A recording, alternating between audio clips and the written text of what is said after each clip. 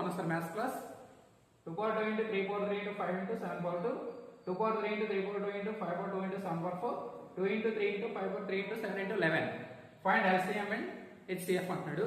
ఈ type sums మనం ఈజీగా 2 seconds లో ఆన్సర్ చేసేయచ్చు. ఇప్పుడు LCM కావాలి అంటే ఇక్కడ 3 నంబర్స్ ఉన్నాయి. ఈ 3 నంబర్స్ లో ఏంటైతే ప్రైమ్ నెంబర్స్ ఉన్నాయో టోటల్ ప్రైమ్ నెంబర్స్ అన్ని ఇక్కడ మనం ఫస్ట్ రాసేసుకోవాలి. అంటే 2 ఉంది, అలాగే 3 ఉంది, అలాగే 5 ఉంది, అలాగే 7 ఉంది, అలాగే 11 కూడా ఉంది. టోటల్ మూడింటిలో ఉన్నటువంటి టోటల్ ప్రైమ్ నెంబర్స్ ని ఇక్కడ మనం ఇంటూ బిట్ రాసేస్తాం. LCM కి LCM అంటే లీస్ట్ కామన్ మల్టిపుల్. లీస్ట్ కాబట్టి ఒకటి గుర్తుపెట్టుకోండి, లీస్ట్ కాబట్టి వీటి యొక్క పవర్స్ హైయెస్ట్ పవర్స్ ని తీసుకుంటాం. మూడింటిలో దేనికి హైయెస్ట్ పవర్ ఉంది అంటే 2 కి మూడింటిలో దేనికి హైయెస్ట్ పవర్ ఉంది?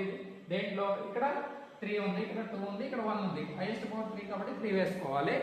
అలాగే 3 కి సంబంధించి హైయెస్ట్ పవర్ ఏదైతే ఉందో అది వేసుకోవాలి. 3 ఉంది. అదేవిధంగా 5 కి సంబంధించి హైయెస్ట్ పవర్ ఏదైతే ఉందో అది మనం ఇక్కడ వేసుకోవాలి. 3 into 7. 7 కి హైయెస్ట్ పవర్ 4 ఉంది. 11 కి ఒకటే ఉంది, 11 ఒకటే వేసుకుందాం. ఇది మనకి LCM అవుతుంది. Next HCF. HCF అంటే హైయెస్ట్ కామన్ ఫ్యాక్టర్.